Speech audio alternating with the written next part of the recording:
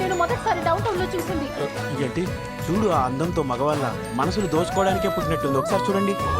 చాలా వింతగా ఉంది కదా. ఈ యదవ అంత అందగత్తెని కలిసే అదృష్టవంతుడు ఎలా అయ్యాడంటావు? నాకేమీ అర్థం కావట్లేదు. ఎక్కడో ఏదో జరుగుతోంది.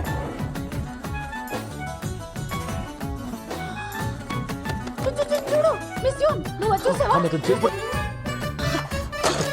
అది నాది.